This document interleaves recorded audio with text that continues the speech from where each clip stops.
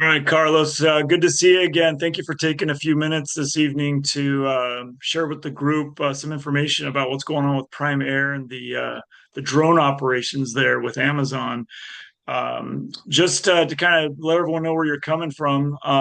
So you're a qualified pilot here in the Phoenix area, member of the AFTW, fixed wing pilot, and how long you been with Amazon now?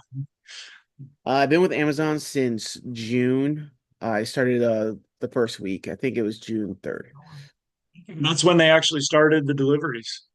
The actual deliveries, they started those back in, I believe I heard October. And then I know they shut down temporarily and then they opened back up around uh February, I believe.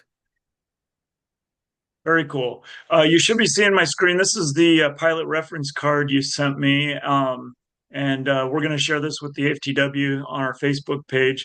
Go ahead and just tell us what we're looking at here. What would be good for pilots to know? All right, so what we're looking at here is our operations area.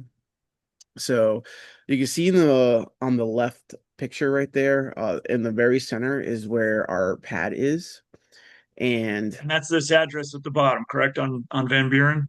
that's correct. It's a All right. Amazon warehouse, and behind that pad is where or behind the warehouse, I'm sorry, is where the pad's located where we launch the drones. Gotcha. So Yep, I can see Glendale Airport up here, Goodyear over here, just to kind of give everyone a reference. Obviously, South Mountain down here. So, okay. yep, so that ring is I guess over here. sorry, what? I'm sorry, I was just getting my own orientation. If that's Glendale Airport, South Mountain would be off the side here. So this would be the Estrella Mountains down this way, right? So, Correct. so how big is this ring? I'm guessing maybe 5 miles No, it's actually north. approximately 7.5 miles. Okay, and that's as far as you're currently doing deliveries from that location. Is that how I'm interpreting this? That's correct. We also don't do deliveries 3 miles into an airport. So we stay away Okay. from all those major airports. So some of those areas over there, we do not deliver. Okay. So anyone who lives within 3 miles of an airport is just out of luck for getting the drone delivery. Yeah, exactly. All right. I'm with you. Okay, go ahead and keep going. Sorry to interrupt. All right. So yeah, that's our ring over there. So pretty much we launch the drones. They usually take off around 200 AGL and they'll continue to climb to approximately 300 AGL. To that point, once they get to the location that they're going to, they will then go into their VTOL mode and drop down, drop off the package, and then return back to base at 250 AGL. They are Okay, so pretty capable. low for us fixed wing pilots. That really shouldn't be an issue, especially if they're staying 3 miles away from the airport, right? Correct.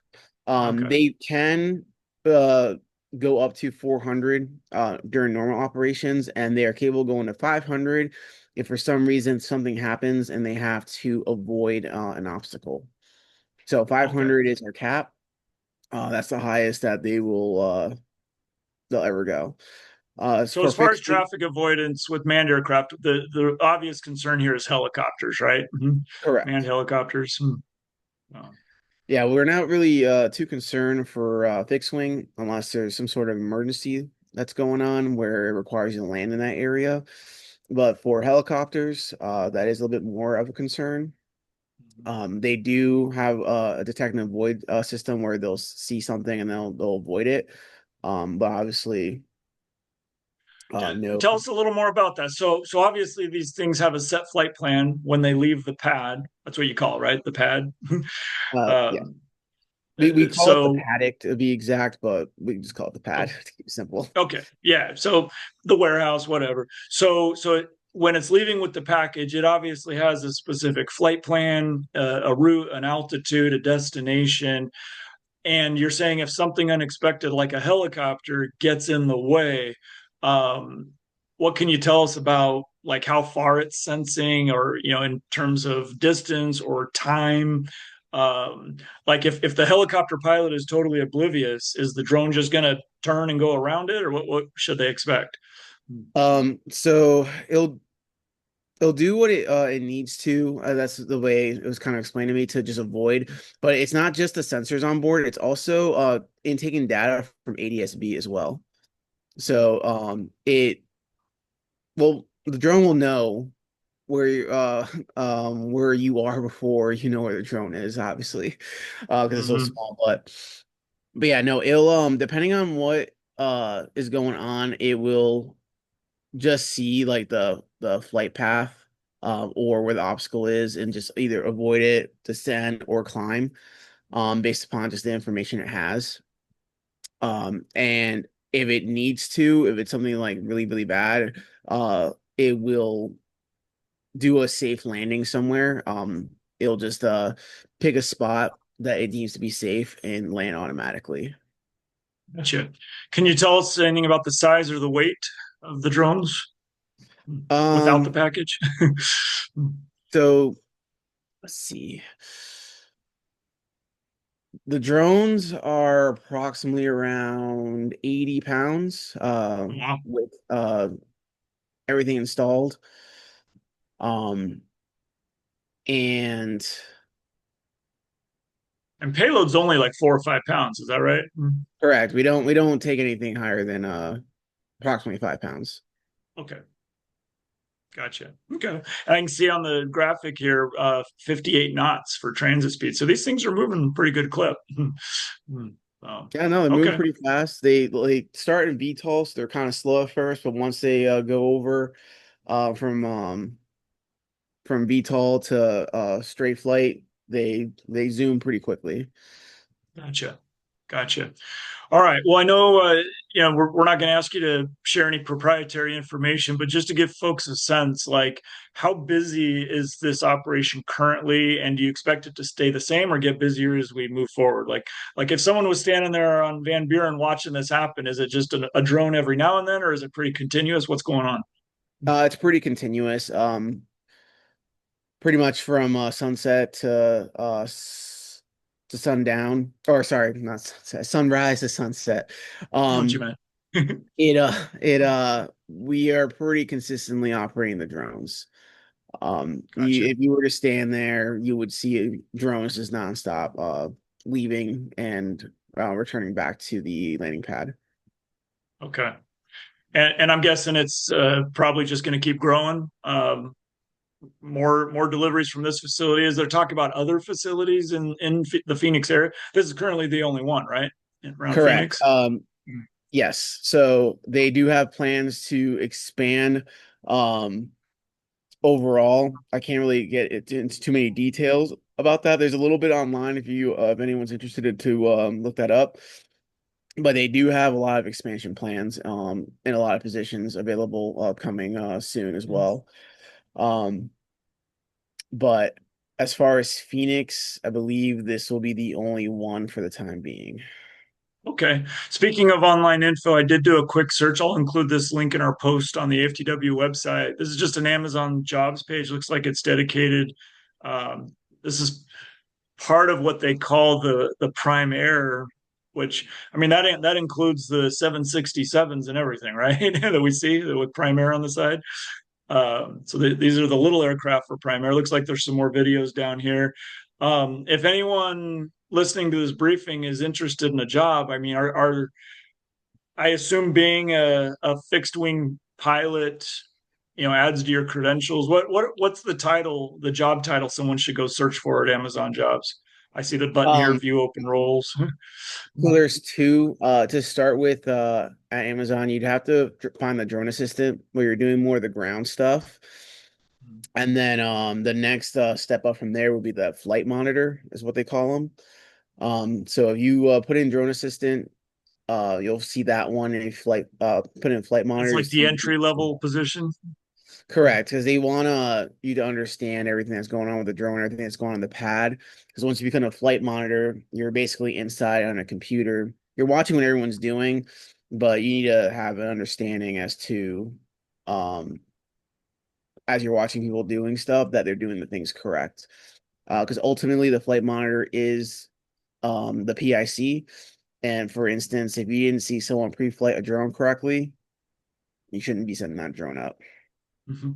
Gotcha, gotcha. Okay, I'm just fascinated by the technology. I'm sure there's there's a lot of opinions, positive and negative, about what this is going to do for aviation, or just the noise levels and that kind of stuff. But I'm just trying to think of questions people might have. Are you able to tell us anything about the size of your current team?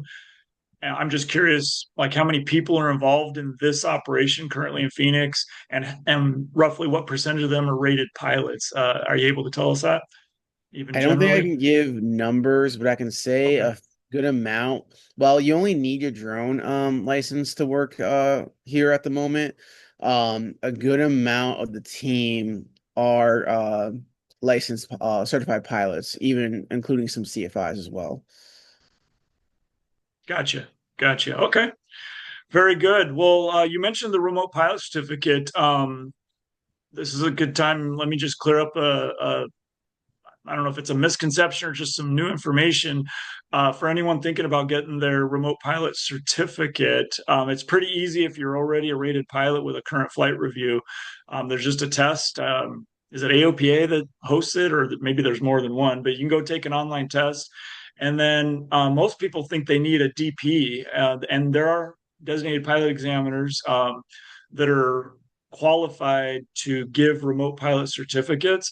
But what most people don't realize is you can actually do that with any flight instructor. If you've got a flight instructor that's even a little bit savvy with IACRA, at first, and I don't know when it changed, but it used to be that if you wanted the temporary certificate right away, you had to go to a DPE. Otherwise, I guess you had to wait for it in the mail. But IACRA actually provides that temporary certificate immediately. I've done it with several people, not as a DP, just as a CFI. Get with your CFI, find out what it takes, do an online search. People are welcome to reach out to me through the AFTW contact form, aftw.org. I mean, I put my email address out there all the time, jim.pittman@gmail.com. Feel free to reach out if you guys, anyone watching this wants to look at becoming a remote pilot, get the remote pilot certificate. Um, Carlos, thank you so much. This is valuable information. Just having this graphic and knowing where they're operating for now. If things change significantly, we'll do something like this again. We'll give everyone an update. Anything else for now that you think questions I should have asked that other people might have, or information we should share here real quick? Um, yeah, so right now, if it's something that you're interested in doing in the future with drones, they sorry about that. Can you shut the door, I don't please? hear anything. You're good. No, just shut the door. Thank you. Um, sorry, someone was at the door. My No dog is worries.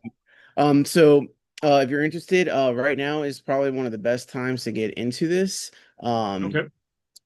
Prime Air is has a lot of expansion plans and opportunities. A lot of things have gotten pretty well with for them between them and the FAA, and the FAA has been working pretty well with Amazon to getting what they That kind of to brings the up another question. My understanding is that the delay, if you want to call it that, I mean, Amazon's been talking about this for years now. Um, but one of the challenges or hurdles to get over is this beyond line of sight thing. So, Mhm. do you know, or can you speak to, does Amazon have like a blanket approval, or do they have to get FAA approval for every facility to do this? um I'm just curious. so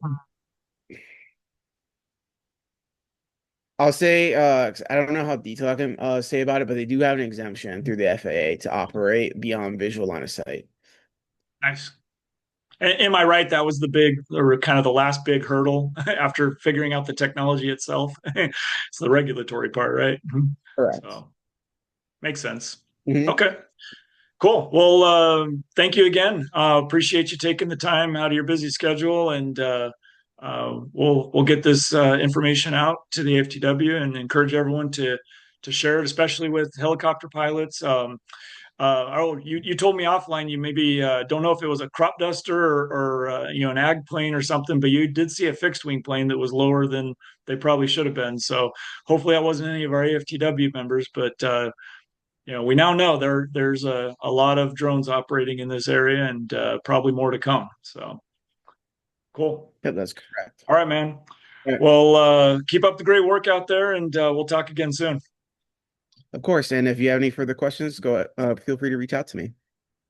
All right. Take care. Bye bye.